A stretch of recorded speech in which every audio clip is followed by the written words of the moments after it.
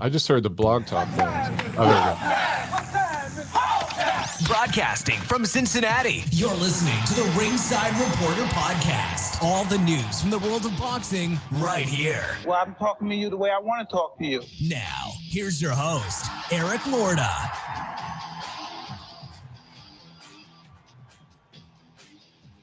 And we are live. Welcome to the Ringside Reporter Show, where we talk about the latest boxing news. If it's related to boxing, we'll talk about it here. My name is Eric Lorta, and I'm here with my co-host, Joe Habib. We got a great show for you today, and you can call in right now and ask questions, 323-870-3857. And tonight, we're going to be talking about Mike Tyson. Beeb, I told you he's not going to be charged with anything. Not one thing. I told you, Beeb, he was going to get off. We'll give you all the details later. But first, we're going to get started with the man, Michael Montero. He's going to talk about his fight this past weekend. Mike, take it away. All right, man. I get to kick things off. Cool. That's right. So I had a fight Friday here in Atlanta. Difficult situation. It wasn't necessarily a fight that I wanted to do. I kind of got talked into doing it, but I got myself in great shape. I was in good shape for the fight itself. Maybe wasn't as mentally dialed in, and my heart wasn't as in it as much as it needed to be. And I lost a split decision.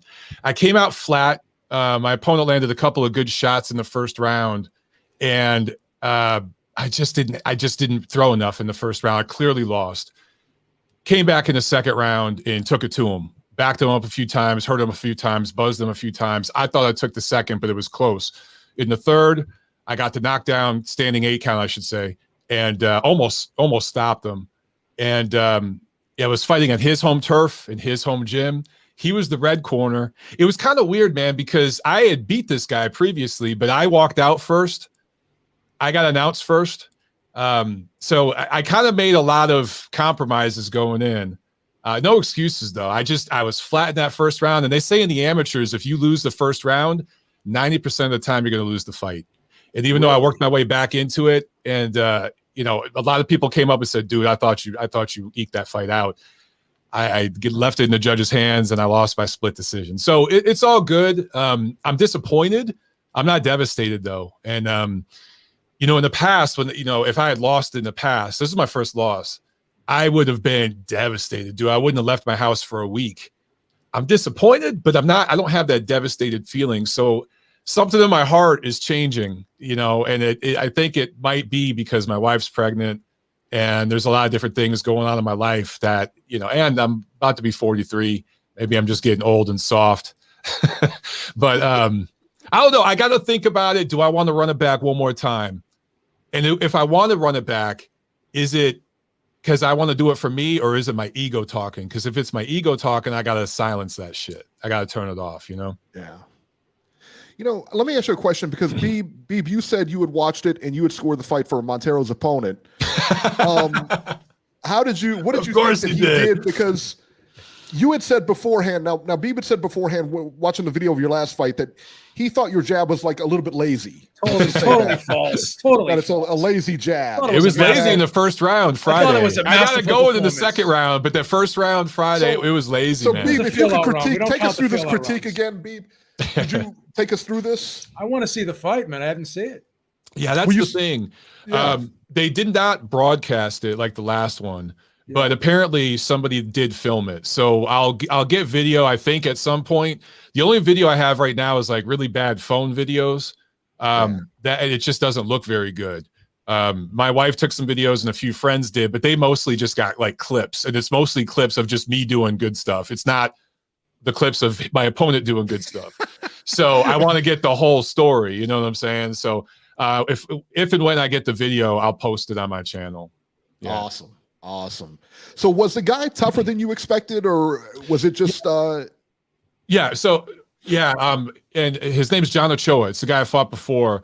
Tough dude, real tough dude, strong guy, really crude and awkward, but strong. And he has a really good chin, because I nailed him with some hard shit. In the third round, I kind of went for broke, and I almost had him, but he took it. But he came in inspired. His mother just passed. And, the last fight I did against him, my brother had just passed. And that really inspired me. His mother just passed. So he kind of fought with that edge.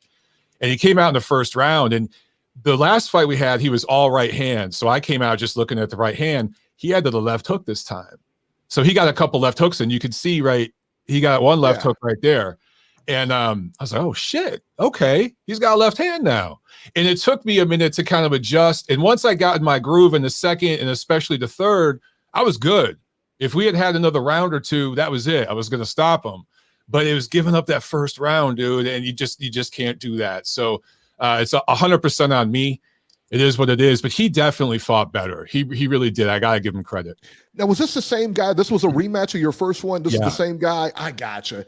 Yeah, I tell you what. It was weird. I didn't. I'm sorry. It looked like you dominated that guy. I did. And it was 3-0. I mean, you knocked him down a couple of times, I thought, or a couple standing eights, I think. 4. I think 3 or 4 standing eights. Right.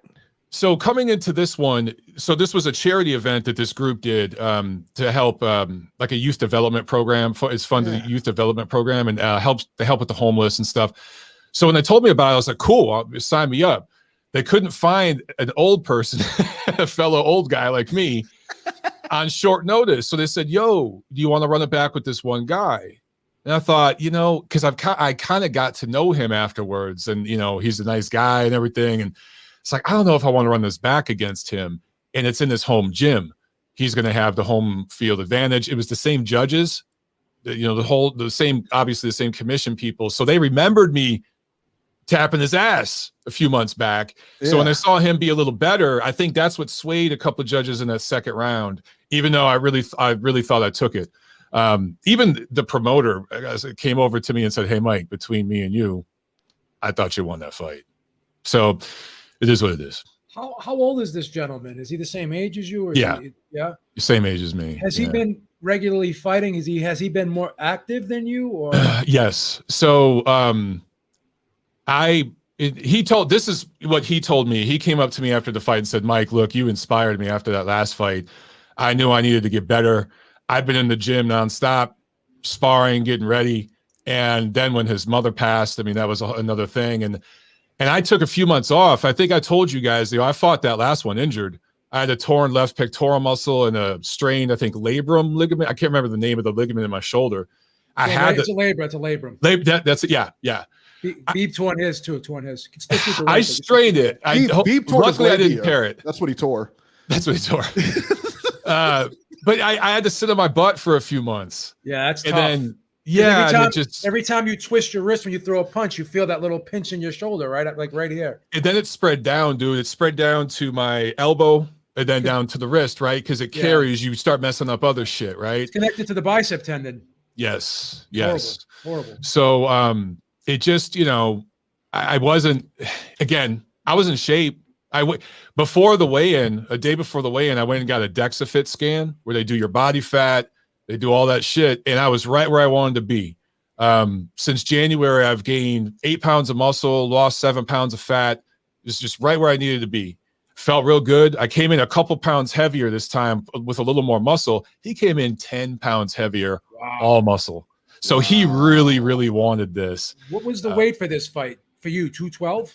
It was 215. I was 217. He was 219. So it was just being under 220. Wow. And you were what? You were like 212 last time? Or 210. 210. Yeah. Wow. So I put on 7 pounds of muscle, but he put on 10 pounds.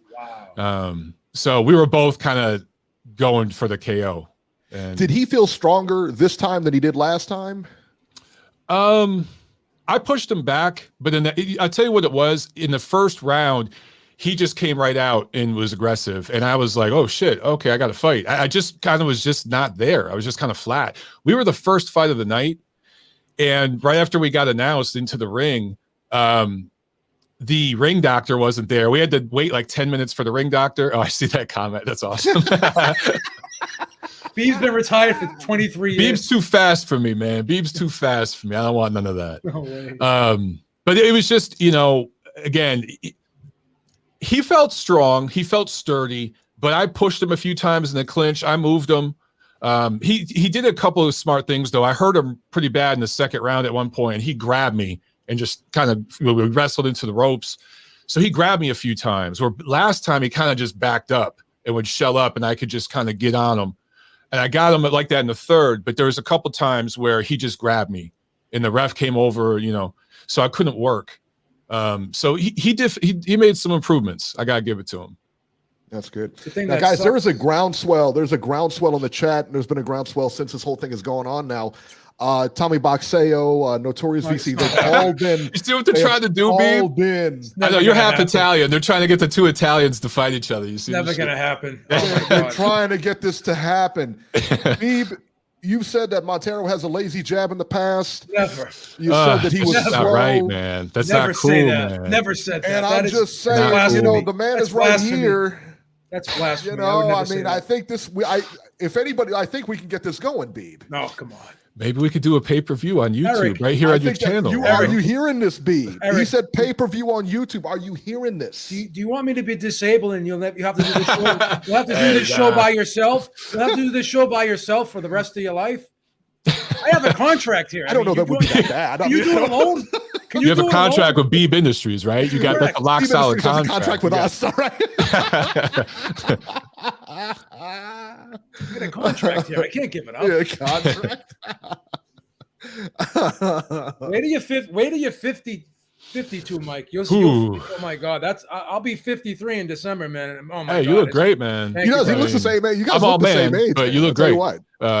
You don't look the same age. He looks like he's 30. Cut it out. I'm telling you, man. You look like you're in your 30s, man. Come on, stop trying to stroke my. I look the oldest out of the panel. I'm probably the youngest. That is true. That is true. I'm the youngest. How old are you, Eric? No, I'm 48. What are you, 42? Yeah, I'll be 43 this Yeah, you're 42. Yeah, I'm 48. Okay, so we're all Masters Division fighters. I look like I'm 58. Well, you got two kids. Now they're telling me when I have two kids, it's going to age me a little bit. More than boxing has, because boxing's put some age on my face for sure. How do your joints feel, Mike, when you're working out? Do you feel a difference now training than you did? Obviously you do, but what I'm trying to get at is how much of a difference do you feel? Beeb, I tried to be smarter in this camp, man. I was lifting in the morning because I wanted to keep muscle on me. I wasn't going heavy, was never going super. The most I would squat was honestly 185. I was just doing mad reps, right? That's still a lot of weight, man. That's front squat, back. That's not cupcake weight. That's a lot of weight. Well, can't you squat like 405, Mike, if you wanted to? I can. Today, I don't know about today, but my best squat ever was 5. Yeah, because I seen some videos of you doing some serious weight for reps. I think you were doing 315, like it was nothing 10 times. I think it was maybe 3 years ago. That's what I used to do, is that kind of weight. It's a lot of weight. But that messed up my joints, man, and that slowed me down. I hate to say it, squats really fuck up your joints. They kill your knees. But if you take the weight off power cleans, I was power cleaning. Oh, those are death. 135, nothing more than that. But the explosiveness, right? Just doing those movements. I was doing that 4 times a week, and then I was boxing 3 times a week and doing road work twice a week. So I was getting in those 2-a-days. Wow. But what I found was going to the boxing gym at night, it was just hard sometimes to motivate myself. I did it. I went through it, but I felt myself just going through the motions. And that's what I'm trying to figure out right now. Is it that I just don't have that fire anymore, or is this just the wrong event for me and I needed more time? I don't know. That's what I'm trying to sort out. It's a hard thing. You get up and you have to train. You come home from work, you work a full day. Like I said, you have a house, you're married, you have to keep up the house, and then you have to go train. And it's not, like when you go train, this isn't like you can just walk your way through training. It's intense. This isn't shooting hoops. Right. Yeah. It's intense every time you walk in there. Whatever exercise you're doing, and you got to be 100% focused all the time. That's the thing, dude. It's that 100% part. And this is where I think I really fucked up. I was telling myself, Mike, you're not 100%. I was telling myself that in my head. But my ego was like, dude, you beat this guy already. Just go in and do the same fucking thing. Yeah. He got better. I did the same thing. It was still good enough for me to make it a split decision, to make it close, because I'm a better fighter than him. I just had a shitty night. I had a shitty first round, I should say. I should have never landed that, And my ego was like, dude, what the fuck? How the fuck did he land that? He didn't land that last time. What's up? Yeah, you get up here and, that's just what happened. And then you got 3 rounds, dude. It's so easy to give up a round and that fuck up the fight for you. In the pro game, you get 6 rounds, you get 8 rounds. Go ahead.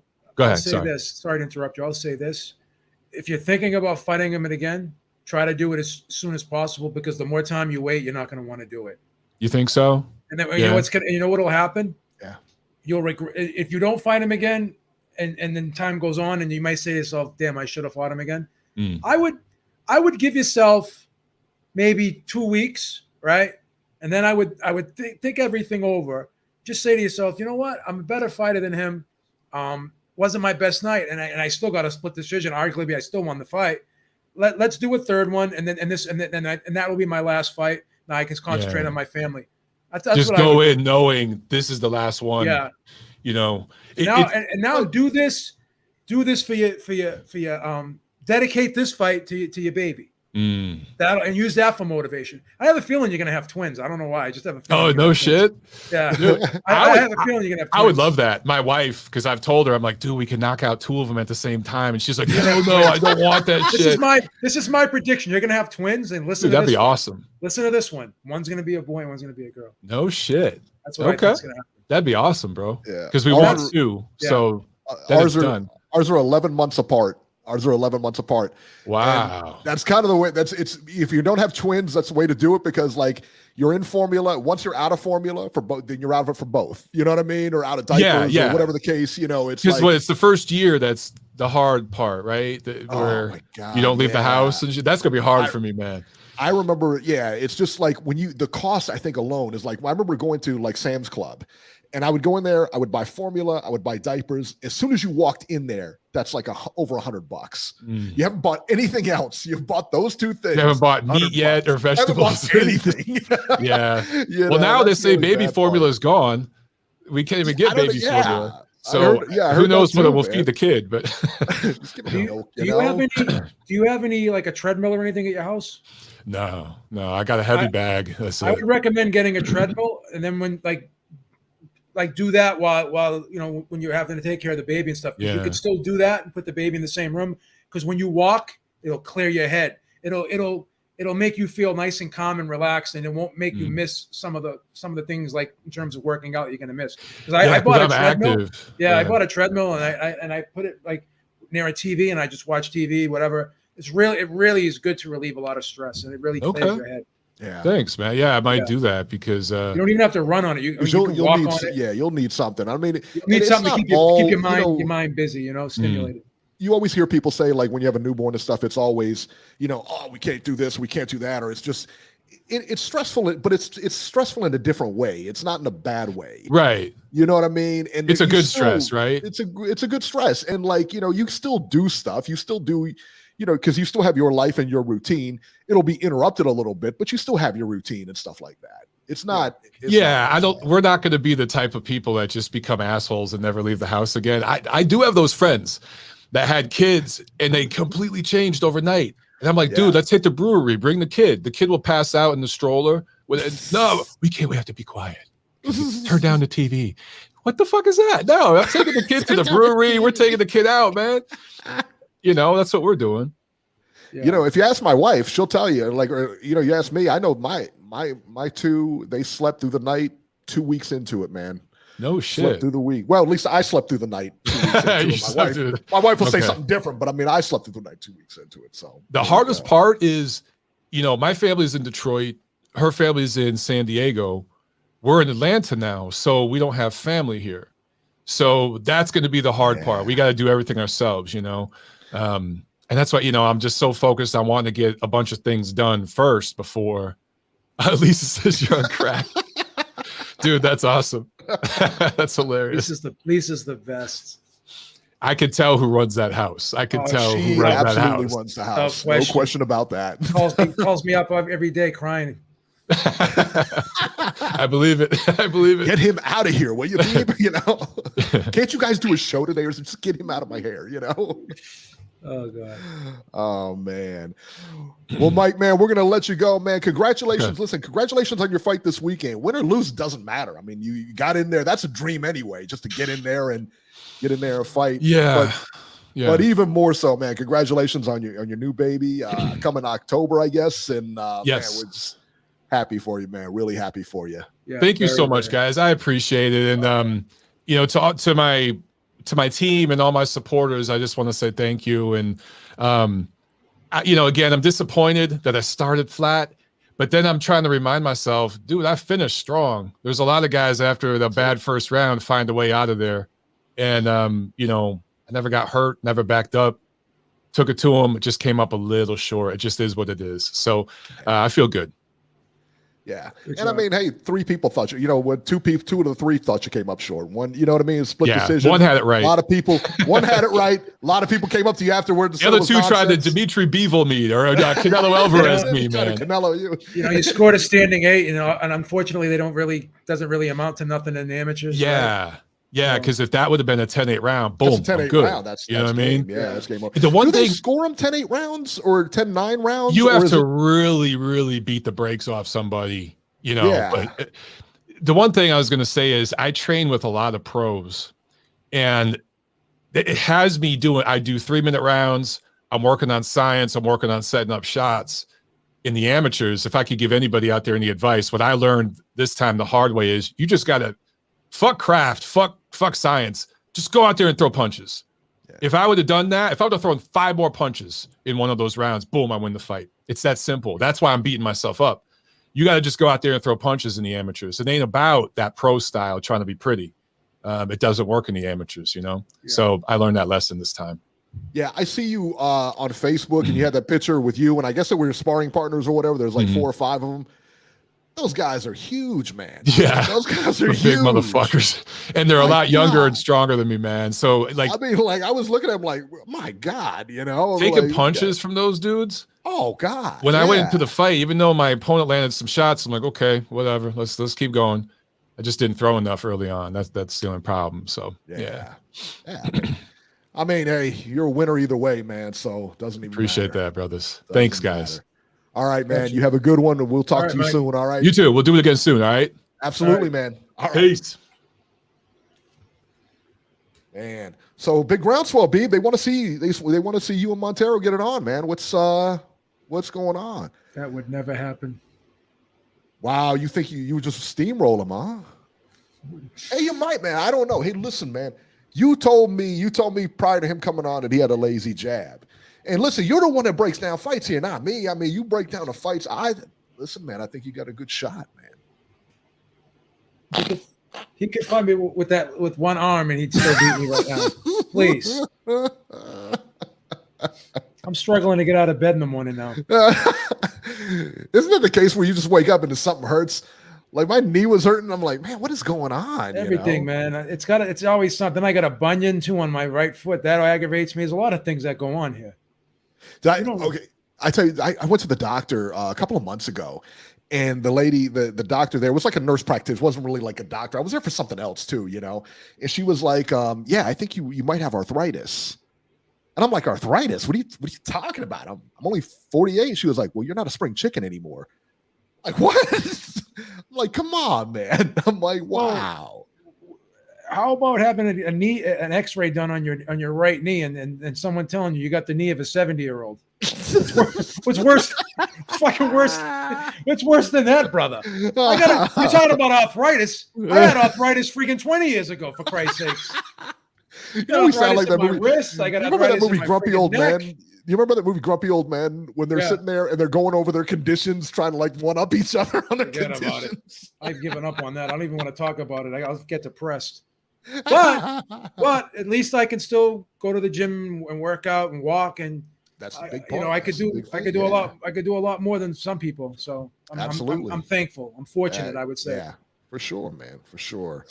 Hey, real quick question: where's Chandler M? Well, that guy's he's on a milk carton right now. Where's Chandler M? This fool's on a milk carton ever since he lost that bet. Where's he at? Yeah, he's on a milk. I lose a bet. You get paid up the next day. You get the pie. You get the video all over YouTube, everywhere, Twitter, YouTube, wherever you want it. It's there. Oh yeah. They lose a fight. Yeah, I got this going on. I can't. Forget about it, man. Forget about it. Unbelievable, man. How you not pay up, man? I don't get it. All right, let's talk about the big fight last night on Showtime. Jermell Charlo versus Brian Castano. Jermell Charlo knocks out Brian Castano in the 10th round to win the 154-pound Undisputed Championships. me tell you what, B, man, this fight started pretty fast. I mean, neither one of them guys let up. Both guys were getting hit with clean shots throughout. It was like a slugfest, you know? I mean, the action was back and forth, and you got the feeling that Charlo had a little bit more power, but Castano was rocking him too. It wasn't like it was a one-sided beatdown. Castano doing very well in this fight, man. Charlo was the more skilled of the two in the end, you know, as far as boxing went. And quite honestly, I think that's what saved him in the fight. I really do. The 10th round, I believe it was an uppercut that caught Castano, and it was like a delayed reaction when he went down. And that's how you know he didn't see that punch, because it was delayed. Because he was standing there, next thing I know, he's just fell, you know. He just didn't see it, man. He beat the count, the ref let it go, and he was down again just seconds later, man. Fight was finally stopped. This is what the fight of the year looks like. This is what it looks like. Not those two chicks a couple of weeks ago fighting 6 rounds. Come on. This is what a real fight looks like. This is fight of the year, son. Oh, you have to even now have to throw a dig at those young ladies that put their life on the line, put it all out there for us in a historic women's fight, and you 6 still rounds.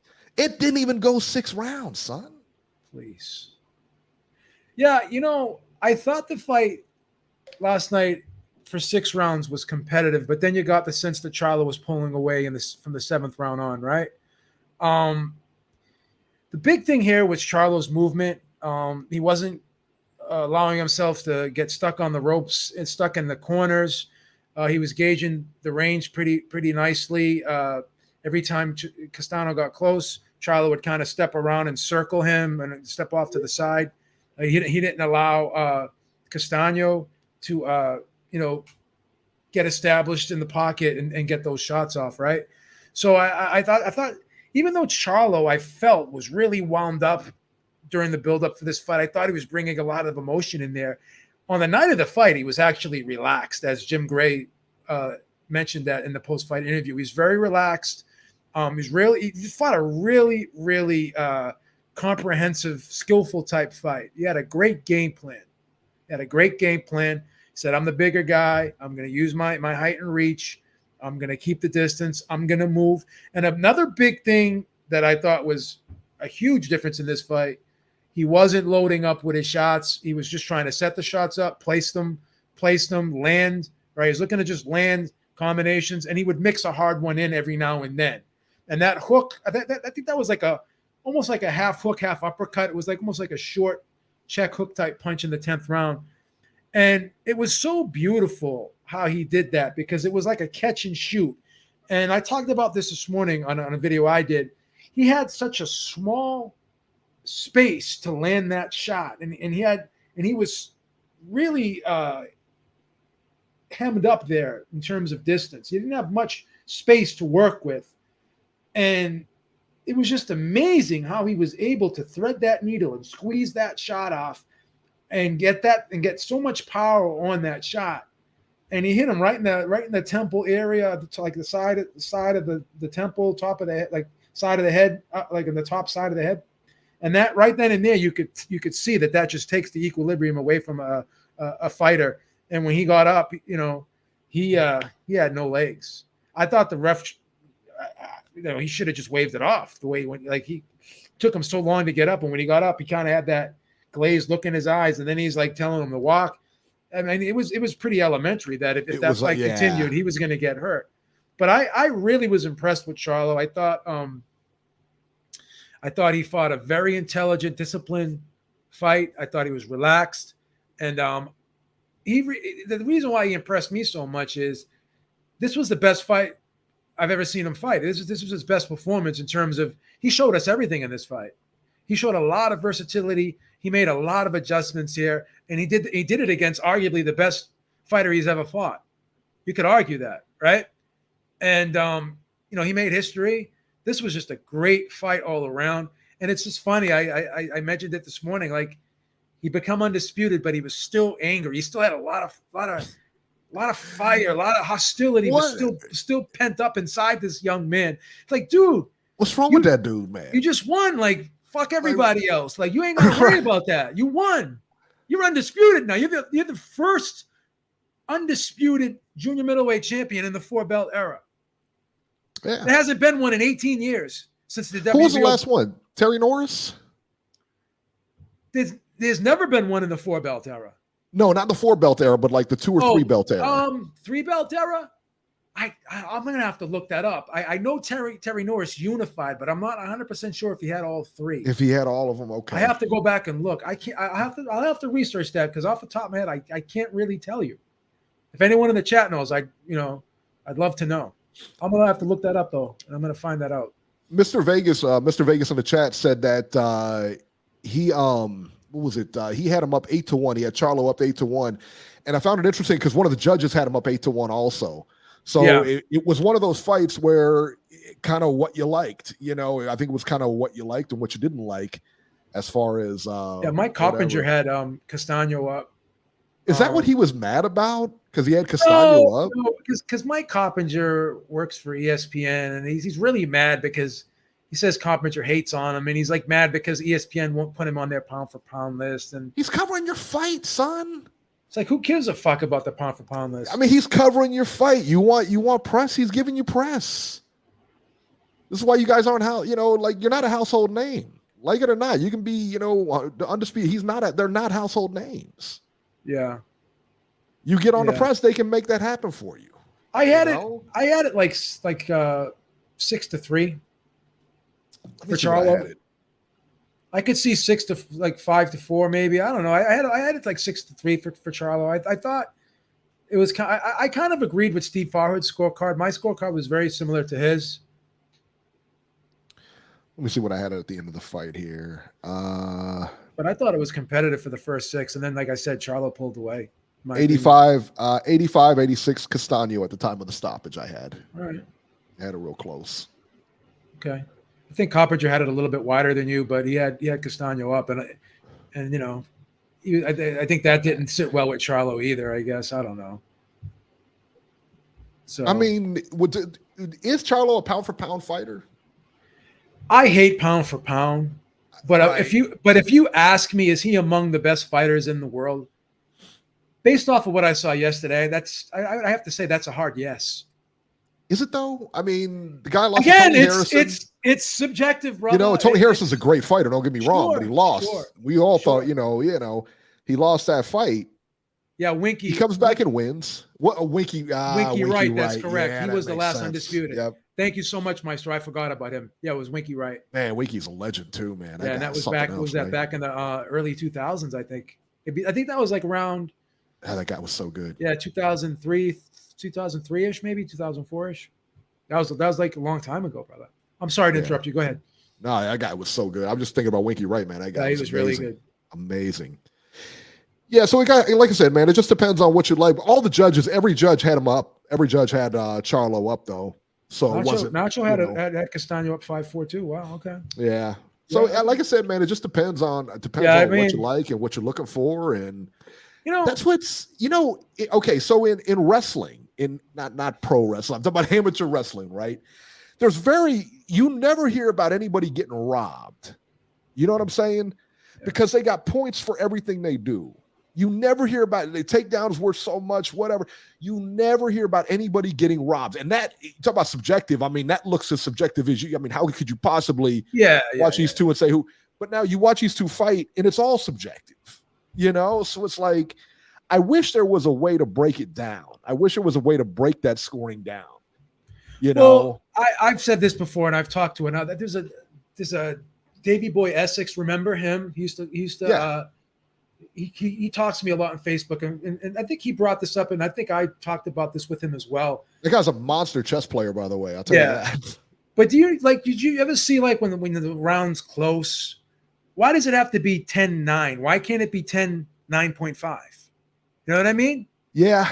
I don't know if you like. I like that.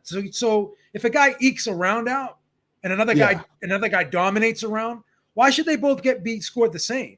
You know what I mean? So that's my opinion. I think if you did that and had 9.5 rounds, maybe, and I think if more people would score more 10-8s when a guy, even if a guy doesn't go down, if he's dominated, maybe score a 10-8 round if he's beaten thoroughly in a round and he's really hurt, even though he doesn't go down. But if he's wobbled badly and stumbles into the ropes or whatever, score a 10-8. And if he ekes it out, score it 9.5. Yeah. I mean, it's different, man. There should be the different way of scoring to make it more, to make it more functional, I guess. Chauncey Pearls, thank you so much, brother. We appreciate it. He says, I understand we don't do Honey, I Shrunk the Kids, as Maestro would say, but Charlo should be ahead of Crawford in the pound for pound because Charlo has done more lately. I'm not going to argue against it. I mean, if let me tell you what, that's the thing. It's pound for pound it's so subjective.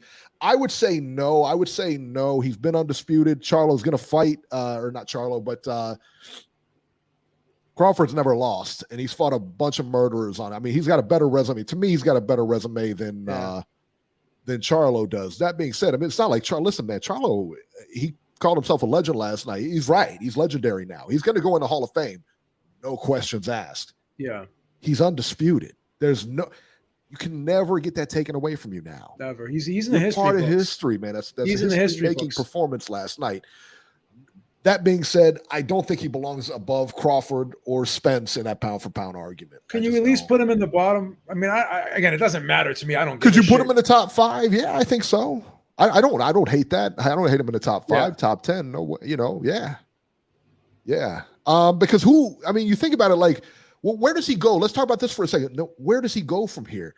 Because listen, now he's got all the belts, and he's got sanctioning fees for, to fight, Josh Taylor just ran into this. We'll talk about it later, but now he's got the sanctioning fees to fight these people that aren't necessarily going to bring him a lot of money. What do you do? You know what's crazy? When Hopkins became undisputed at middleweight, when other fighters when Winky Wright became undisputed, they would defend their undisputed title. I mean, Zab Judah, I guess, had a problem or whatever when he became undisputed. He said he couldn't afford the sanction. Was it? I think it was either him or it was Carlos Baldomir. Either one of them said that. I think it was Carlos Baldomir that had to vacate some titles or whatever because he couldn't afford the sanctioning fees. But it's a lot of money in sanctioning fees, and then you got to deal with all the mandatories. It's great to achieve it, but once you get there, is it worth holding on to all 4 belts? It can become costly, and it can become mentally draining being bound to all these mandatories and not being able to decide for yourself who you can fight. Imagine that. Let me jump in here for a minute, Beeb. Hey guys, we got over 100 people watching right now. Let's get the thumbs up. Let's get the likes up there, man. Come on. We're doing this on a Sunday. We're doing this for you guys, man. We're trying to entertain you and let you forget about life for a little bit. So, man, come on. Just give us some likes here. Show us some love, people. Come on. I think, the only logical move to me for Charlo would be to either wait for if Crawford wins, to fight Crawford next, or you move up and wait. There's nobody there for him. I don't see anybody in that division giving him a hard time. You don't like the Fundora fight? No. I like that fight. He crushes Fundora, man. See, I think he has a harder time with Fundora than he does with Tim Tszyu. What do you think about the Tim Tszyu fight? Tim Tszyu is going to be. That's a good one. So you think that's Tim Tszyu? You like that one? Like See, I like the Fundora one better. No, Fundora is going to get run over. I'm telling you, man. I think that Fundora. I think he gets run over by Charlo. Charlo's too strong for him. Fundora, he's going to get inside Fundora and he's going to smash him. I think so, okay. Man. Interesting. See, I like Fundora. The fight I really want to see, man, is Crawford and what's his face, Charlo. Crawford and Charlo, but you don't. Crawford and Charlo, yeah. Really? So you'd rather see that? Would you rather see that before the Spence Crawford fight, or no? I mean, listen. Don't get me wrong. I want to see Crawford Spence. Okay. This is I had to clarify that. I mean, if we're making fantasy fights here, that's definitely what I want to see too. Yeah. Dr. Hook said it was Carlos Baldomir who made that. Carlos Baldomir, yeah. Yeah, and he's right. Those sanctioning fees, they're no joke, man. They're not. They're hundreds of. What is it? 100? How much are the things? I think it's 3% for each belt. You know what Andre Ward said? This was the most hilarious thing. He goes, what a lot of the fighters don't know is you can negotiate those sanctioning fees. Because he had a couple, when he had a couple of belts, I think it was at 168, he had a couple of those belts. And he said he tried to negotiate those sanctioning fees, get the percentage down a little bit, because he's saying, I got 3 belts. You can't take 9% of my purse off of sanctioning fees. That's not right. He's right. And what are they going to do? So you just drop the belt. You know what I mean? I mean, some fighters can't really afford to do that. Andre Ward was one of those guys that, him, Sugar Ray Leonard, Errol Spence, all the big names can afford to do. Floyd Mayweather, they can afford to do that. But yeah, I mean, I get you, man. All right. The man who I believe is the best welterweight, period, right now, Jaron Ennis versus Custio Clayton. Ennis needed just 2 rounds to demolish Custio Clayton by knockout.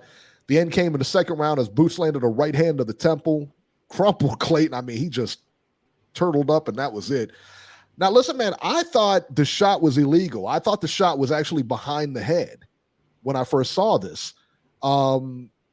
I thought it was behind the head. That first angle I saw, it looked clear behind the head. I'm like, whoa. I was like, that's a disqualification, man, if it stands. I saw the replay. That was a perfectly placed shot right on his temple, right? I mean, it was you don't place a shot any better than that. I mean, that was an amazing shot. Do you know for the position he was in? That right hand had to curl. That guy hasn't lost a round, son. Not a round. Do you know what the amazing thing about that punch was? His dad, and the trainer's dad in the corner called for that punch, and he went out and threw it immediately in the next round. Doesn't get any better than that. Doesn't get any better than that. Right? I was talking to Maestro about this earlier, man. He says that Boots passes the eye test, and he keeps passing that eye test. I think he's the best. I really do. I think he's the best out there right now. A lot of people really like to discount and diminish the value of the eye test. And again, the eye test is subjective. But sure. But again, it doesn't take much. I think you could have 10, put 100 people in a room and just watch this guy. And I think at least 80 of those people are going to say this guy passes the eye test. You know what I mean? Right. When it's that obvious, obviously he's got to go out and do it against other bigger names. We get that. But it's hard to not imagine that he can't with the ease that he's doing it against. At least he can only do it against the people that he's put up against. And you can bet he's calling for everybody. Yeah. These guys are mid-level guys. They're good fighters. They're not great fighters. But he's doing exactly what he should be doing against those fighters. He's beating them like they're – I hate using this word. I'm not even going to use it. But he's beating them like they're much lower level than what they are. Oh, absolutely. Yeah. So Chauncey Pearls, thank you so much again, brother. I got to hit you with another because of the chat. I'm sorry, but I'm looking at Crawford's Broxrec, and all I see is a 34-year-old eye test. Let's be honest. It's very one thing we don't do on here. We don't scorecard shame people because we've had some questions, like some unpopular scorecards, both Eric and myself over the years, right? Oh God. And we respect people's opinions on here. Yeah, I mean, everyone, all these points. That's the one beautiful thing here. No one's gonna attack you for having an opinion. You have an argument. You have an argument for that because we realize how subjective the eye test is. Really is. So let me see who is this? Ruben Gutierrez said who his Boots fought. And then where was the other one? Let's see here. There was another one about he hasn't fought anybody. He should fight Thurman next. That's what I don't want for him. I mean, money-wise, listen, it's going to be great. But listen, I don't want him to fight Danny Garcia. I don't want him to fight Keith Thurman because those are mismatched. That's a waste of his time. It is. Maestro threw out the name Conor Benn. That's an amazing fight, right? That's a great fight. Won't happen. I'm a little bit afraid for Conor Benn in that fight, to be honest. Yeah, it won't happen because of the promotion and the cross the street kind of thing. But to me, that's a good fight. It's not a bad fight. I wouldn't be surprised if they try to throw Keith Thurman in there, but Keith Thurman's not going to want to fight that guy. No, there's no way. He's not going to want to fight that guy, and he's not going to get any part of Spence or anybody like that. Absolutely no way. What about Sean Porter is retired? He's retired, right? He's not fighting anybody. Sean Porter's done. Yeah, he's done. Yeah, he's done. So he's having a lot of fun doing the commentating gigs. Yeah, Las Vegas' own Sean Porter. So like I said, man, I I don't want to. I don't want him to see him fight a Thurman or a Danny Garcia because those guys they're not what they once were. I want to see him fight somebody good. I want to see him fight a top contender and keep it going because once Spence and Crawford fight, those things are going to be fractured 2 days later, and then you have your shot at the IBF. Nobody's going to. Yeah. Spence isn't going to fight him, and Crawford ain't going to fight him. The winner of Spence Crawford, or even both guys, after they fight each other, Crawford and Spence, they're going right to 154. Yes. 154. Spence I'm surprised Spence ain't there now, man. As big as that guy is. And I think the only reason he's not there is because of Charlo. Yeah, I got to give Spence a lot of credit. Huge. I got to give Spence a lot of credit. He came back from a lot of adversity. Even in his last fight, he came back from some serious adversity, came back from adversity in life. And I got to give him credit, man. I really got to give him credit. Yeah, absolutely. A lot of people are calling for Stanois. Yeah, I like that fight too. I mean, give him somebody who's relevant right now, a contender right now. I don't hate that fight. No, I don't hate it either. I don't either. Reese Mack says he can see Boots catching Ben charging in. I think that, again, man, Boots is going to do whatever he wants to whoever he wants. I do. And like I said, I think he's the best welterweight right now. But, I mean, hey, listen. I think Devin Haney's the best out there right now. You know what I mean? A lot of people don't agree with me. That's what I think, man. Yeah. So there we go. So let's talk about this, man, this Triller card. Oh, Jesus. That I don't know that anybody watched. I didn't watch it. But it was a couple of interesting fights. Sergey Kovalev versus Tervel Pulev. So Kovalev wins a unanimous decision over the other Pulev. 98-92 twice and 97-93. Big deal. Listen, Kovalev is definitely on the slide. I'll be honest, I don't know why he's still fighting, but whatever, it is what it is. Centurion says Bronner versus Boots in Titletown. Stop. Yeah, that's a tough one for Bronner, man. I gotta be honest. Please no. Ricky Beaver says Haney is great, but Shakur Stevenson is currently the man. Hey, listen, man, I don't hate that either, man. Shakur, I've been talking a lot about Shakur too. I told you guys about Shakur as well, man. I've been a big believer of his for a long time. The one that shocked me on this Triller card, Jermaine McDonald versus Evan Holyfield. Now, if you haven't seen it, see if you can catch the video of this. Second round knockout of Evan Holyfield, all right? Jermaine McDonald crushed him. I mean, that was the big upset last night. He hit him square, looked like right around the temple area. Beeb, you saw the video. He just dropped he went head first. All I could say is wow. He went face first, just crash. It was bad, man. It was bad. So it'll be interesting to see where Evan Holyfield ends up after this one. On the zone, Zurdo Ramirez versus Dominic Boesel. Zurdo Ramirez wins by 4th round KO over Boesel. He is now the mandatory for Dimitri Bivol. Beeb, you watched this fight. You've seen now. We knew Zurdo was going to win this fight fairly handily. We knew it was going to be easy. This was a showcase. This was a King Kong Bundy versus SD Jones here. This complete squash match. We all knew that going in. Can Ramirez beat Bivol? I would favor Bivol because, again, he just appears to be so much quicker than Ramirez, but Ramirez is a tough fight. When you want to talk about a big light heavyweight, Ramirez is how he was able to make super middleweight. He weighed 204 pounds in that ring last night, according to him and Golden Boy, right? You want to talk about being big.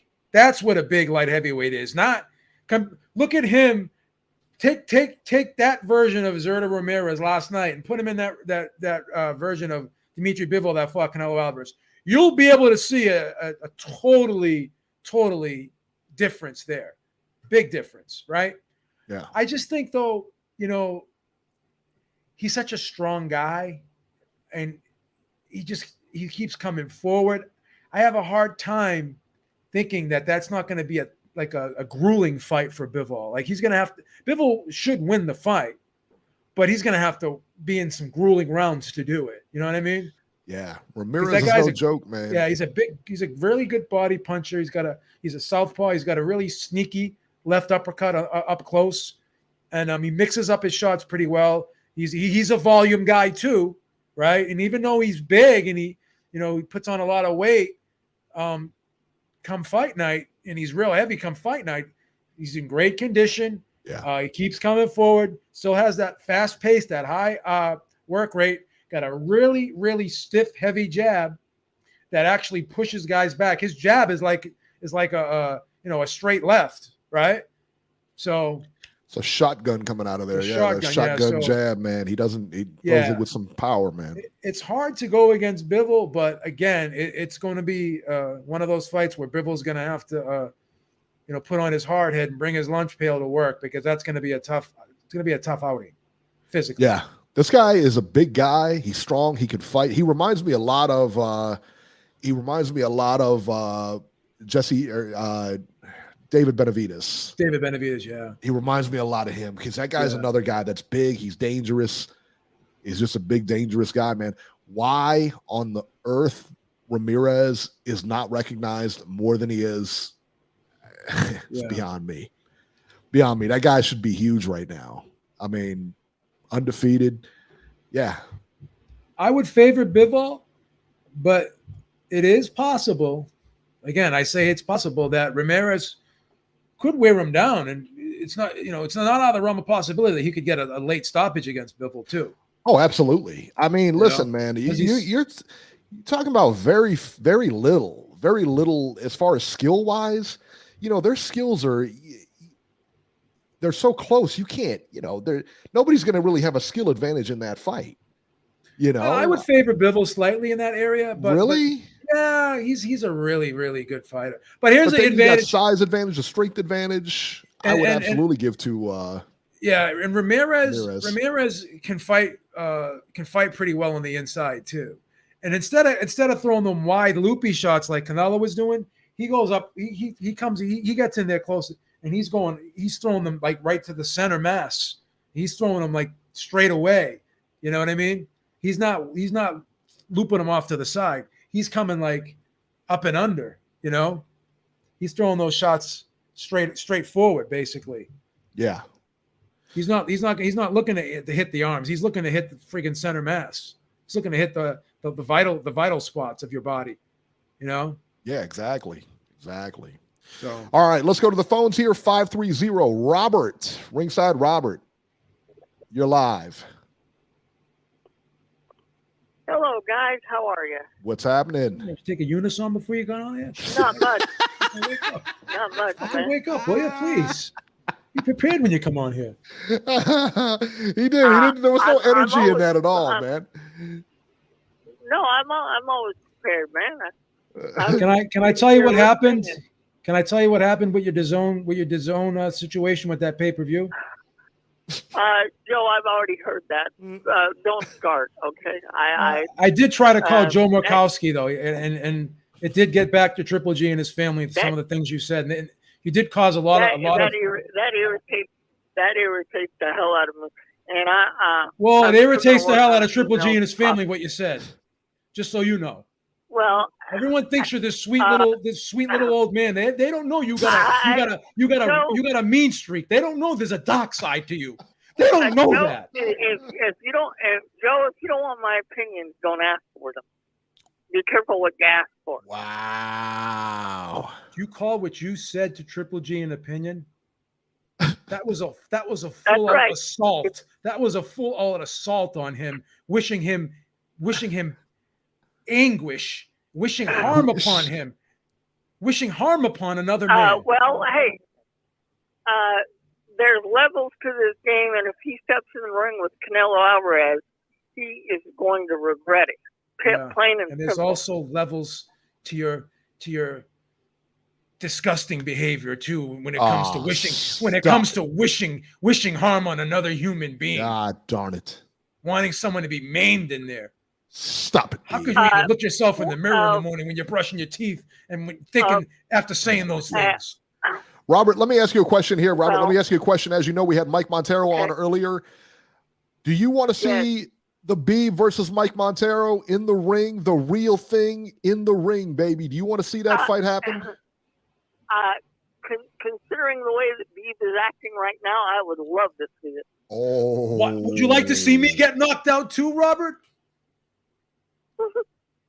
I would absolutely love to see it. I mean, look. Let's look at it like this. Wow. Canelo bit off That's a little more cold-blooded. than he could chew against B-Ball. You might bite off a little more than you can chew against Montero. Wow. You've been biting off more than you could chew your whole life, Robert. How's that? I'm proud of my 57 years of life. Thank you very much. All right. Let's get back to the boxing. I had to get that off my chest because I pulled as many strings for you as I could. I called Joe Murkowski, and then they just weren't having it. That's all I'm telling you.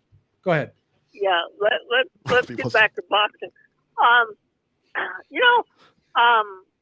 This fight probably won't happen because of the alliances, but I would love to see Jaron boots Ennis against Virgil Ortiz.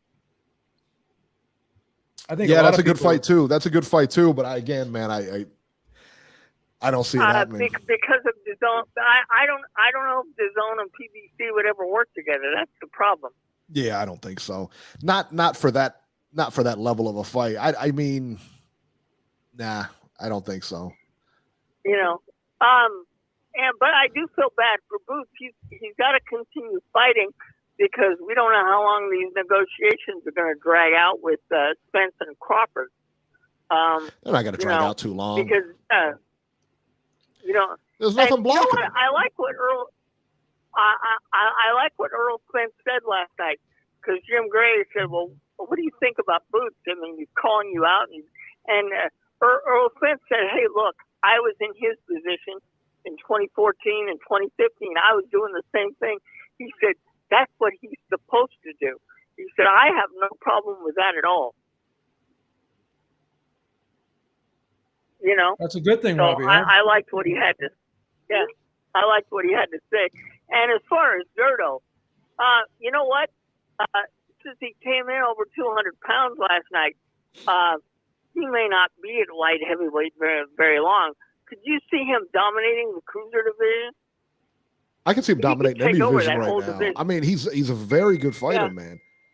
I'll be surprised. Like I said, man, that division could go any way. I mean, you got Better Beef up there. You got Joe Smith, who can win on any given night. Bivol, who clearly can win on any given night. Yeah. Canelo's in there. He's got a rematch, exercise rematch clause against Bivol. He's not. We can't really forget about him. Well, and remember, Bivol has already dominated Joe Smith. So if you're Bivol, if Joe Smith wins, you're going to think, okay, that's easy money. I would love to see Bivol and Better Beef, but because that would be an interesting contest also. What do you think of Bivol versus Zerto? What do you like there? Oh, that would be one hell of a fight. I agree with you, Joe. I think Bivol would win, but I think it would be 12 hard, tough rounds, and whoever won that fight, they would know that they'd actually been in a fight after those 12 rounds. But again, I don't know what's going to happen there because I'm assuming Bivol is going to want the winner of Better Beef and Joe Smith because they're going to fight next month. After Canelo exercises his rematch clause, which I expect him to do. And speaking of that, I think it would be a great idea if Bivol went down to 168 and said, okay, you tried to go after my title. I'm going to go after all four of yours. That's what they should do. That's exactly what should happen. Yeah. I like that. That's exactly what should happen. That's intriguing because if the rematch is back at 175, it's not interesting. You talked about the weight difference with Canelo and everybody. The big thing was, well, he had to move up in weight or whatever. Well, he's going to come down in weight. Now we're going to fight at your natural weight. Let's see what happens. Listen, that right there is a definition of pound for pound in my eyes. You can go up, you can go down and win titles anywhere. That's the definition. So there you go. And hell, can you imagine if Bivol wins the titles at 168? I mean, he might actually feel comfortable there, and he might say, you know what? I'll stay here. I think he likes 168 better. I think he does. I think he likes, he doesn't, I don't think he likes moving up in weight or whatever. You know what I mean? He's more of a smaller framed guy. All right, Robert, we're going to get running here. We're going to keep you on hold unless we need you. All right. All right. All right. Don't worry about it. We don't need to just go ahead and hang up. Take it away. You're going to need him. Horrible human being. Horrible human. Wow. Everyone thinks he's a sweet little old man. He's wishing harm on people. Oh, stop it.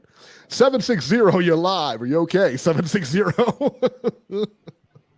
Come on, wake up, Nacho. Oh yeah, I'm good. What's going on? That's Brian. What's Brian, how you doing, brother? Brian. What's up, Steve? What's up, Eric? What's happening? Up, man? Man, I'm trying to compete with Rob for the caller of the year, but since Rob lives in your basement, he just got automatic access. And just let him back on the show, man. He lives in the basement. Come on, Eric.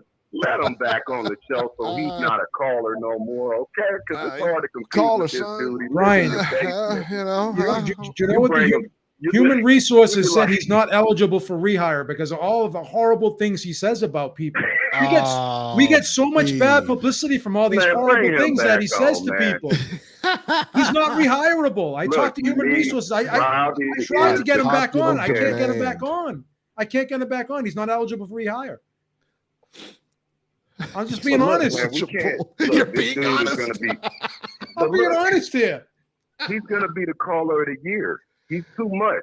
Okay, he's too much, man. I can't compete with this dude. What do you mean he's going to be caller? We decide who's caller of the year. Nobody else. We decide who's caller of the year. There's a two-man vote. Okay. There's a two-man vote. Eric and myself. This is dictatorship, baby. Look, we don't take votes here. See, that's where it's not right because you're going to automatically give him the caller of the year. He live in your basement. Stop playing, man.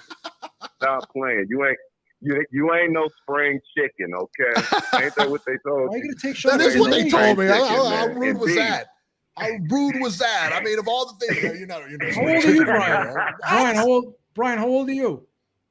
And B, how old are you? B, you need to lay off of that. Babe, you need to lay off of that 70-year-old knee. You need to get that knee a rest, man. The 70-year-old knee, you need to give him some rest. Let him Benjamin Button go backwards and catch up with the other knee before you have one knee, man. It'll be okay, you got jokes today, huh? You got jokes today. How old are you? Hey Brian, instead of sending B-Ball those shirts, send him a walker, dude. Kid's acting like he's in his prime. This guy's 40 years old. He smokes 6 packs of cigarettes a day. He calls me up. He's huffing and puffing. The fucking kid freaking. I mean, who are you, buddy? Probably run 1 mile and you have to freaking get attached to an oxygen tank. It's weed. It's not cigarette. Weed. But look, let's talk about this. Let's talk about this fight, man. Let's talk about this fight. I don't know what you guys were saying. I caught it on the tail end, but pay attention. That was a pretty good fight last night. You know, I brought people on that ain't even boxing fans. They don't even know who Charlo is. They don't know who Castano is. They don't know Earl Spence. They like, is that the one that got in that? Is he the twin? I'm like, no, that's Earl Spence. Those two are the twins. But they sat down and they watched that fight and they liked it. You know what I'm saying? It was like it's a good fight. I think boxing's been doing pretty good lately because I've been bringing a lot of people that ain't even boxing fans. They don't know nothing about boxing, and I'm just bringing them on. Come on, check it out. Check this dude out. But, you know, a lot of casual fans don't know who a lot of these fighters is. It's just like what you were saying, Eric, about the Charlo brothers. Man, you know, nobody knows about them. You know what I'm saying? It's just crazy, man. I don't know what it is with boxing, why it's not reaching out, you know. That's why it's up to us, I guess. Yeah, and he dumps all over the media, you know. He dumps all over the media every chance he gets, you know. He's constantly crying about something. He's constantly, you know, belly aching about whatever, you know. It's insane, man. But he should be pound for pound, though. He should be up there as pound for pound. I mean, for sure. He's after this definitely fight, in the top 10. I'm not saying over. Yeah, not. I don't know. Maybe the top 10. I ain't gonna put him as the number one. I don't even know about the top 5, but definitely top 10. I think so. I think he made a legit case for pound. I mean, in that weight division, at least. You know what I'm saying? No, he'll you don't think so? No, he'll be on the list. I think after this, I think they'll put him in. You know, Sean Black. Come on, I'm not that old. I mean, come on. we got 40. We got 40-year-olds calling in. We got 40-year-olds calling in, acting like they're 21, calling us. Fuck is going on here? I'm a young member. I'm 40, but I feel 30. Okay. Well, we all feel 30. You told me the other I day. was gonna say this. The other day, you told me you haven't worked out in about 6 years. No. But I can go out there and look, man. You told me your son's running circles around you when you're trying to work out with your son. I could probably still. I just say there's a lot of probablys in these statements. There's a lot of probablys in these statements. There's not a lot of I cans. There's not a lot of I cans in these statements. There's a lot of probablys. Right? Brian, let me ask you a question. Brian, let me ask you a question. Would you like to see Brian? Listen up. Let me ask you a question here, real quick. Would you like to see the Beeb take on Montero? Yeah. Oh man, that's a good matchup. It's a good matchup, right? Good matchup. Come on, I've been retired for 23 years. I might have to put all right, guys. Let me tell you something. How old is that guy? Let me tell you, he's like 42. Oh no! Don't do it, Beeb. Yeah, look, man, let me tell you something. Let me tell you something. He's trying to get me hurt. Man, he just pulled your punk card. Robbie. He's trying to get me hurt like Triple G. Let me tell you something, Beeb. You don't listen to these people out here. You know your limitations. You know your limitations. It takes a lot of guts to look in the mirror and admit you can't do something. 70-year-old. I agree. Takes a lot of guts to admit you're a beta. I respect that. Maybe they don't, but I respect it, son. This guy with 70-year-old lungs is making fun of my 70-year-old knee. At least I can get a knee replacement. You can't get your lungs replaced. Don't do it. Don't do it, man. You got a 70-year-old knee. You're gonna fall down. You're gonna get dropped from yourself. Wow, Brian ain't got no faith in you, Beeb. Don't do it. He ain't got no faith in you, son. He sends you clothes, everything. He ain't got no faith in you. I mean, he's probably got a side dude he's sending clothes to now because he don't believe in you. You know what I mean? Look, this is just as I'm talking like a promoter, a manager. Okay, don't do it, Beeb. It's too dangerous. We don't need this guy. I'm pretty sure promoters don't talk like that. Brian, you don't have to talk me out of it. I'm talking like a promoter. You're talking about somebody's wife. You don't have to talk me out of it. There's no way in hell I would even think of doing it. Don't worry about it. Eric is having a pipe dream over here. Okay, I'm just saying. I'm just saying, man, because I was getting scared, man. I'm like, dang, that's I'm Don King, Beeb's Mike Tyson, man. I'm trying to set this up. Man, Beeb is my boy, man. Don't put him in dangerous situations like that, Eric. It ain't right. Brian's the only one that cares about me in this place, man. No one cares about me. Robbie wants me to get knocked out. You want me to get knocked out? Hey, let me ask you guys. You're going to visit me in the hospital? Probably won't even visit me in the hospital if I got hurt. Well, he lives in California, and that's just wrong, man. It is what it is. You guys supposed to be boys, man. Eric ready to throw you under the bus, man. Hey, let me ask you guys. This is the last question. Hurry up. And then you can get to the other callers. But can I thank you? How many rounds did you guys give Castano? 3. I had it like 86, 85. I got it 86, 85 at the top of the stoppage for Castano. Like 3 rounds. How many did you give him? Because I stopped scoring the fight. I was, I hate to even say it because I'm gonna admit that I was probably being biased. So I only gave him 1 round. Okay, I only one of the judges only gave him 1 round. Yeah, one of the judges only gave him 1 round. One of the judges only gave him 1 round. I don't think that's. Oh, okay.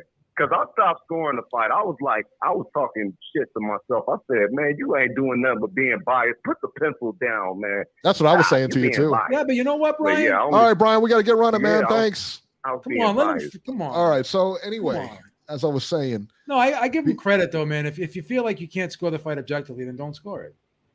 That's all. Yeah. There you go. I got to cut him off like that. Come on. I didn't. Did I cut him off? I'm sorry. Yeah, you cut him off. Come on. I didn't know that. Robbie, you give Robbie all the time. Didn't Coppinger had Castano up too, right? Yeah, he had him up a couple points. Yeah. So there you go, Sean Black. There you go. Sean Black, call in, man. What are you doing? You won't call in. He ain't gonna call in. They like to type. They like this. He's got Twitter fingers. He's got Twitter fingers. That's right. 805, area code 805. A racist dude. Call in, son. All you gotta do is call in. Nacho, wake up for Christ's sakes. Please. 805, you're live. That's Corey. Eric, I'd like to sign the petition for Montero to take on Beeb. There you go. Nacho. There you go. Come on, Nacho. There it is. Another one that wants to see me get put in the hospital. You guys hate me that much? Wow. Jesus Beeb's Christ. got no faith in himself. You know what? I don't even know. Like I said, hey, Christ. Nacho. So, you know, man, I don't know, What's man. I wrong thought with you Beeb would be people? confident. What happened to the Beeb, man? You remember when Beeb first started here? He was I so know. confident. He was the cock of the walk. Yeah. And now look at him. This guy talks He's like he was frail. Tony. Now all He's of a got sudden, nothing left. Now he's acting like he's Oh, that's terrible. He's over here acting I was like the Rocky original. after I was the Rocky. original Glass Joe from Punch Out. Wow. I was the Sad original day, Glass Joe Nacho. from Punch Out. Sad day, Nacho. I'll tell you that. Yeah, it is. I never thought I would see B back out like this. Sad. All right, well, it is what it is. Just real quick, guys. I honestly thought that the fight was close. I could possibly see 6-3 for Charlo, but honestly, I thought that Castano was the one that was pressing the fight. He was fighting his fight. To me, Charlo would land, the occasional combination and then kind of get the oohs and ahs of the crowd, and then he would start to move. And I was kind of like, well, can you win a round based on the fact that you landed one real clean combination and the other guy keeps coming after you, keeps pressing you, lands, more shots overall. And I just kind of felt like, they gave him a little bit more of a benefit of a doubt because of that. But like I said, though, the fight was close. I honestly thought Castano was fighting better than he did in the first fight.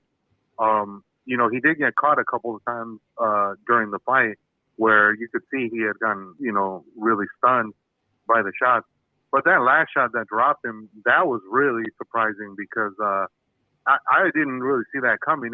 He was so close to Charlo that I thought there's no way he's going to be able to crank up a shot to hurt him. And it was unbelievable how he literally hit him with like a chopping left hook, and then he just folded. And I was like, oh, man. And then as soon as that happened, it was like, yeah, the fight was over. I mean, I give Castano credit for getting up, but you could tell he was completely out on his feet. I'm surprised the referee didn't stop it after he got up from the knockdown. He looked in bad shape when he got up. Charlo credit, you give Charlo credit. He went out there and he took him out, and now he's got all 4 belts. You guys honestly think he sticks around at 54? Because I'm kind of thinking he might not stick around much longer. I think at some point he might end up moving up. There's still fights for him there. I think he's going to wait around for the winner of the Spence fight. I think he fights 1 or 2 more times at 54. He doesn't get if Spence comes up, then I think he moves up too. But he's not. I mean, obviously they're not going to fight each other. But yeah. Okay. Yeah, that's kind of what I figured. I mean, I don't see him hanging around at 54 much longer. I think eventually he does move up to 60. And then just real quick about Boots. Boots looks the part. I mean, but at some point can legitimately we have somebody go in there that can test this kid. Like, I need to see him actually go some rounds and and face some adversity because he's waxing these dudes really easily, which is great, but we don't know what he's made of. Like, at this point, we need to see somebody in there who's actually going to really, really test this guy and make him question how much he really wants to win. I don't mind seeing Batayev or Stanionis or, whoever else is out there that legitimately can give this kid some run because, I mean, these guys he's just been fighting lately, he's just taking them out way too easy, and we don't really know how good he can be until he gets tested at this point. I think the hype train is getting a little out of hand when it comes to Boots we need to see him really tested before we crown him, as the next guy in the division. And then with Zurdo, that was nuts when I heard the commentator say that he put on 29 pounds overnight. I was like, oh my God, that's ridiculous. I don't even know how that's possible. I mean, I'm glad he beat. Yeah, I mean, I don't either. He must have just been chugging water like crazy all the 24 hours for him to load it up that quickly. Probably went to the Flaming Grill buffet and just didn't stop going up. The Flaming Grill. It's totally possible. Yeah, who knows? It's totally possible. Boesel had no shot in hell of winning that fight. No. He was just there to be a punching bag, and that's what he did. I would like to see the fight against Boesel. I mean, it would be an interesting style matchup just because Boesel's not going to go toe-to-toe with Zurdo. He's going to try to outbox him, and it'll be interesting to see if Zurdo can make the adjustment to get to him and be able to, hurt him and eventually, get him out of there, because he's not going to be able to outbox Boesel. I think Zurdo has to go in there and go for broke and try to stop him, because he's not going to outbox Boesel. Boesel's too good of a boxer. And then the other card that you guys are talking about, God, watching all those fights, it was sad. Like, what are they doing with Triller? Like, you watched the Triller card? Not live, Eric. I ended up watching it later on. Man, you paid for the Triller card. That's tough to watch. How could No. I didn't pay for it. I watched it.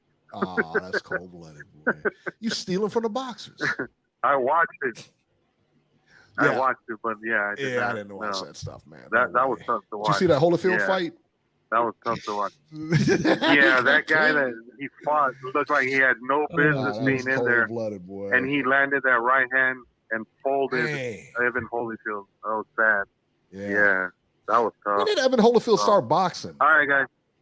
Was he around like 16, 17? No, he's 24 now. I think he started like at 19 or 20. Eric. Yeah, you can't do that, man. You can't do that. It's not going to work. You can't start that late. I mean, other guys have turned pro that late. Yeah. Other guys have turned pro. There's always exceptions. Listen, there's always exceptions to the rule, but the rule is, that's kind exactly. Yeah, for sure. But one thing we've learned is that sons don't ever necessarily inherit the father's talent. That's for sure, especially in boxing. Yeah, right. So there you go. Yes, Chavez. All right, guys. All right, Nacho. Yeah, all right. Exactly. We're going to go to 954. This is the guy that was talking earlier. Who was it? Sean Black. Was it Sean Black? Was that it? Yeah, Sean Black. Sean Black was talking earlier. All right. And he's from Broward County in Florida. Love it. 954, you're live. What's this? Hello? How you doing, man? What's going on, man? Hello? Can you hear us? I'm doing good.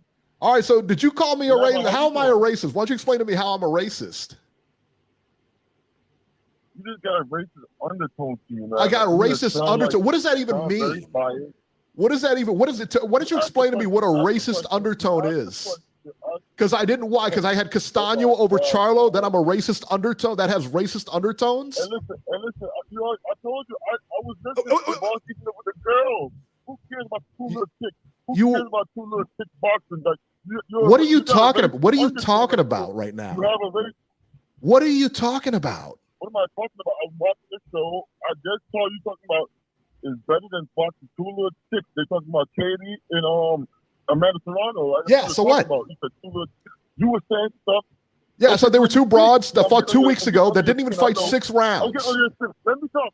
We'll talk. You're not saying nothing. Let me talk. Listen. You're a racist because I can tell you're racist. You sound racist. I can call you a racist too. See how that works? See how that works? I can call you a racist too, son. Listen what? I'm listening, son. What are you doing? What? You want to call me a racist? I call you a racist too. What now?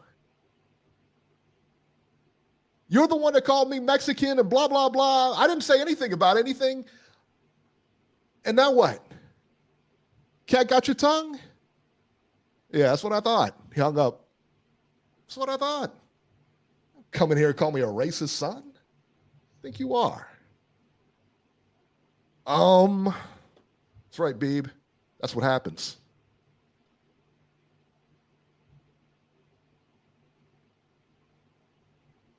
Not worried about it, man. Not worried about it, son. The show will continue to be. I hung up. Sean Black, I did not hang up on you, and you know it. You know it, show will son. continue to be a great show. Sean, you can absolutely call back. You're the one that hung up. I couldn't really understand you're a little him. hoe. I couldn't understand him that well. I couldn't understand him either. He's just talking. Oh, you got racist undertones. What does that even mean? What does that mean? You can't really take that too serious. No.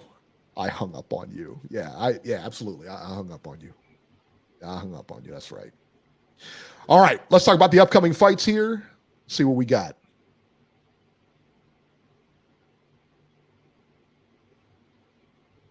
May 21st in Las Vegas, ESPN and ESPN Plus.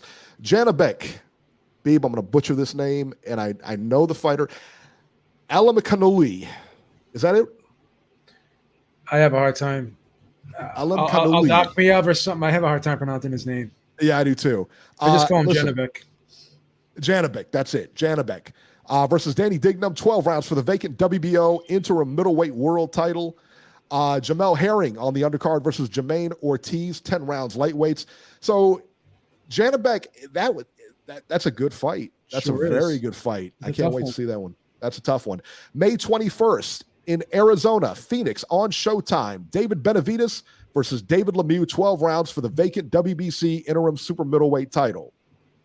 There you go. Yoelvis Gomez versus Jorge Cota on the undercard there.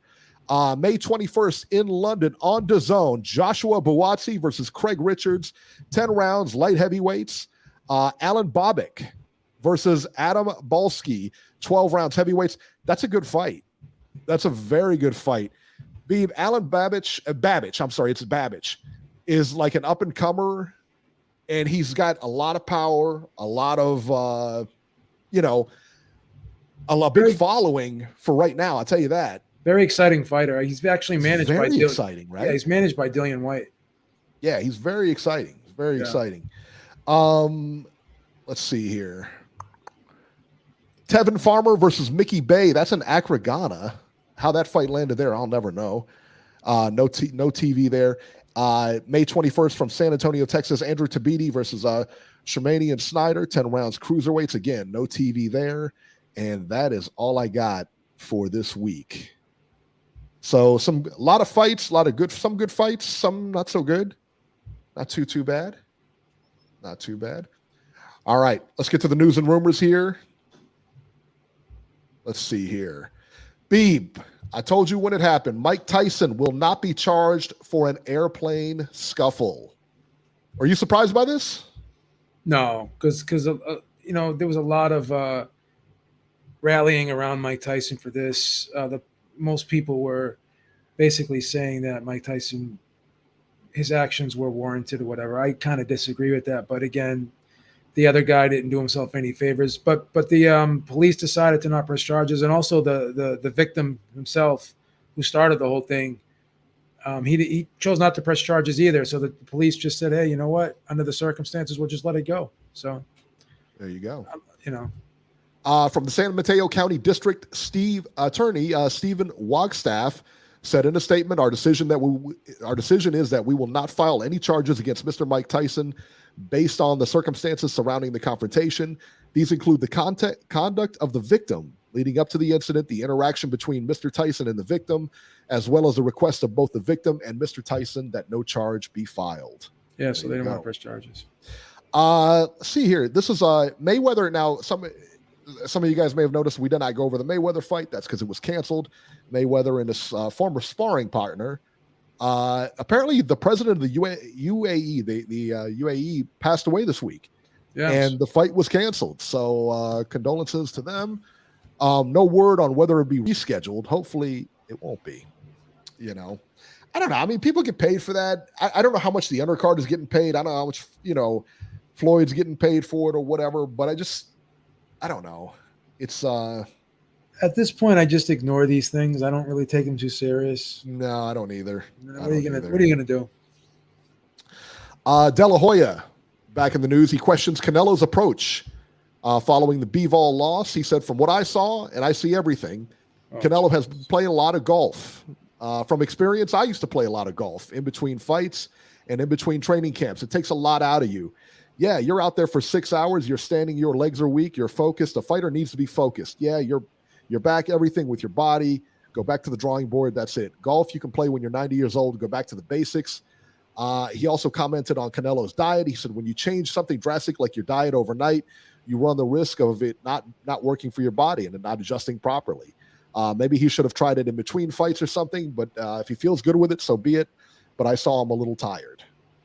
The whole vegan thing was he basically wasn't really vegan. He just said he cut back on the meat like 50%, and he said he ate a lot of fish during the fight, during the training camp. So it wasn't. He's still getting proteins in and everything like that. Yeah, it was. It's not a big. It wasn't a big deal. The diet thing. No.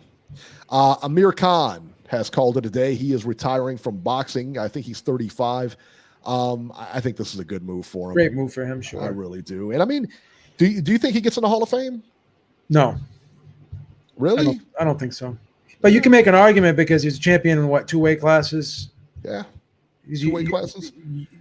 No, I'm sorry. Champion in 3 weight classes. Was a champion? No, he wasn't a champion at 135. I apologize. Champion at 140 and a champion at 147. That champion in 2 weight classes. Not and he was unified champion at 140. Right. So you can make an argument he could get in. Would I vote him in? I don't know if I would vote him in. That's a tough one. He beat Judah. He beat Maidana. He beat Alexander. Beat Kotelnik. You can make an argument that you could vote him in. Would you vote him in? It's tough. You know what's tough about it is Arturo Gati's in. Yeah. That's what's tough about it. And did he have a better career than Arturo Gatti? Yeah. It's tough. It's tough for me anyway. When you talk about this, like who gets in and who doesn't get in, did you have a better career than Arturo Gatti? You know what? But see, Miguel Cotto didn't get in. He'll probably eventually get in. Man, I'm not a big Miguel Cotto fan anyway, but listen, he probably does belong there. Yeah, you know what I mean? He'll eventually get in.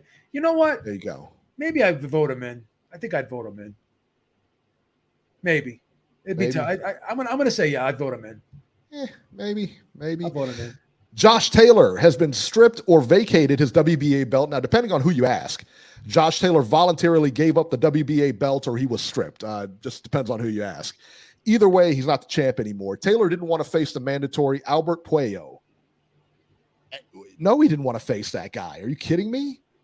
What money? Why would you face that guy? You know what I mean? Like, why would you? You got all these big fights in front of you, and you're going to face that guy? Yeah. Come on, man. Reese Mack says, who was Khan's biggest win? Was that Malignaggi? I don't know right offhand. Zab Judah. Yeah. That was a good win. That's a good win. Who else? Malignaggi was a good win. Kotelnik was a good win. Maidana was a good win. It's a lot of solid wins. Devin Alexander was a very good win. There you go. Beat a lot of former champions. Yeah, he did. Not bad. Definitely not a bad career. He had a good resume. There you go. All right. I'm going to go back to Sean in Florida, 954, because he did end the call prematurely. Sean, you're live. Hey, how I sound? Do I sound better? Yes, much better. Okay, all right. Hey, boss, I ain't calling to argue with you, all right? All right. And if you feel like I was being racist by saying old Mexican, boss, I was not trying to be racist. I don't know your name, so I said old Mexican. If you see an old black guy, young black guy, that's going to argue with you. I'm just trying to tell you I was not being racist. It's all good. Now. I was listening to the show, and you said something about 2 chicks. Yes. That off top right there, boss, before we even got to Charlo, that sounded racist. So hold on. When we got to Charlo now, and you said something about Mike Coppinger, Like, boss, why would my competitor not cover Charlo? He's a boxer, a three belt champion. My competitor job is to cover him. Like it doesn't make him or break him if competitor doesn't cover him, boss. It's the same thing with Floyd Mayweather. Like, who cares if he didn't cover him? He made billions. So get back to you now, boss. I'm gonna get back to you now. I'm going off the topic. Okay, so you don't think that it's something? Okay, can I say something real quick? Let me just jump in real quick. One question. Go ahead. What's one question, boss? One question. You don't think that Jermell Charlo should be on top top 10 list? I'm just asking, even though it's opinionated, I'm asking you a question. But if you don't think so, do I think Jermell Charlo should be on the pound for pound list? Yeah, absolutely. After what he did last night, sure. He's undisputed champion. Before last night.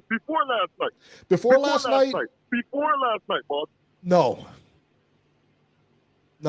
You got hold on. Let me talk now. Okay. Can I say something now? We got Lomachenko up there. He lost 2 times to Toledo, and he lost to Teofimo Lopez, and he's still up there. Hold on. It just looks racist to me, boss. Next thing. I'm just gonna tell you right now. This is the media.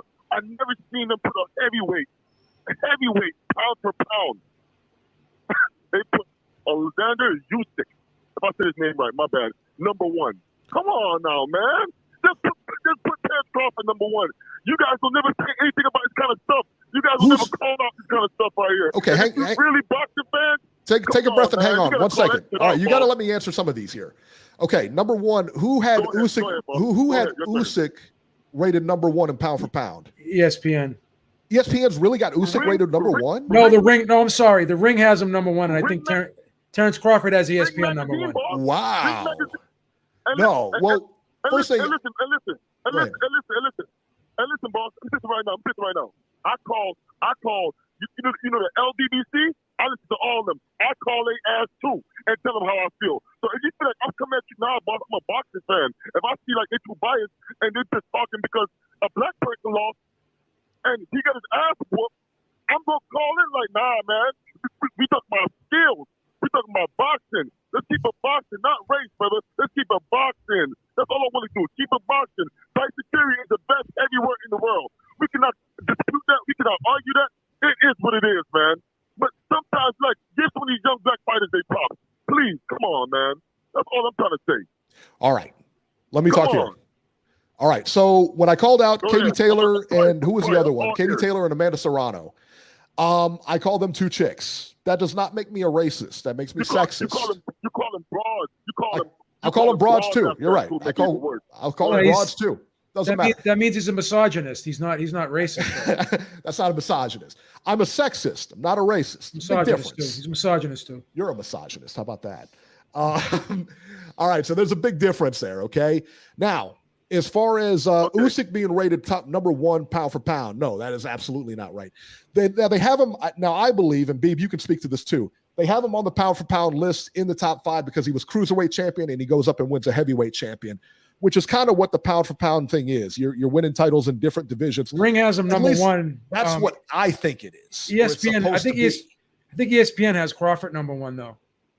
ESPN should have Crawford number 1. Yeah. Because they had Canelo. I think everybody had Canelo up until last week. Hey, boss. Hey, listen. Even Canelo right now, like, you know what I'm saying? Like, yeah, they're kicking Canelo right now because he lost. But let's keep it real. He was trying to be great. I love Canelo. He was trying to be great. Let's look to the narrative. He was trying to be great when he lost to Bivol.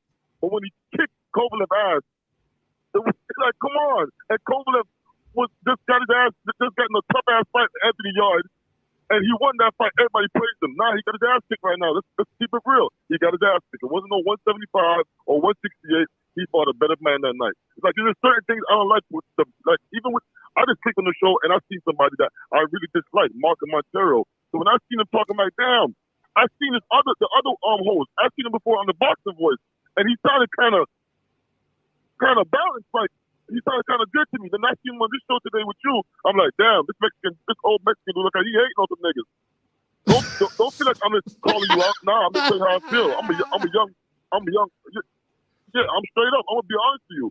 How old are you? How old are You know what I you? mean? How I'm old are you? sorry, How old are you?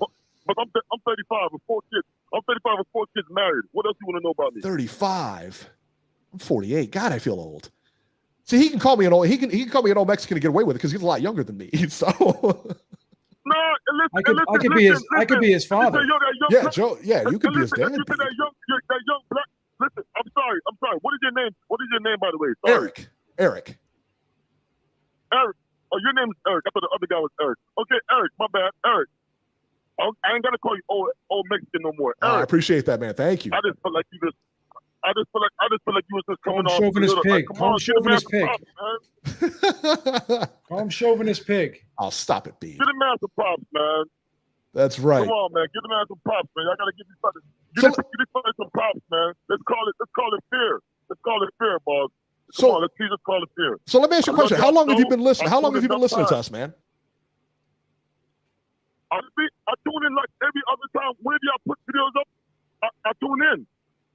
Every other time I put videos up. Who's your favorite host? Who's your favorite host on this show? The old Mexican is his favorite host. You know that. Who's your favorite host on this show? My favorite host? No. You're my favorite host. Thank you. Thank you, brother. Thank you, brother. He was talking to me. He said talking to me. Right, he was talking to me. And you sounded, hold on. And you sounded like a person that was not biased. Even though you said what you say, I hear you go back and forth in that. And I'm like, okay, yeah, he know what the fuck he's talking about. He just ain't putting this. He ain't no yes man. He got his own mind. So I see that you have your own mind. So I follow up when I see your shows on YouTube. That's right. I have to follow Beeb to get my own opinion. So you know how that goes. Boss. And how the hell you had Castano up? Castano was getting his ass whooped. I'm not the only guy. Hey, listen, man, I'm not the only guy that had Castano up. I'm not the only one. Your boy Coppinger had him up. He's biased. Your boy Coppinger had him up. Sean, he's biased.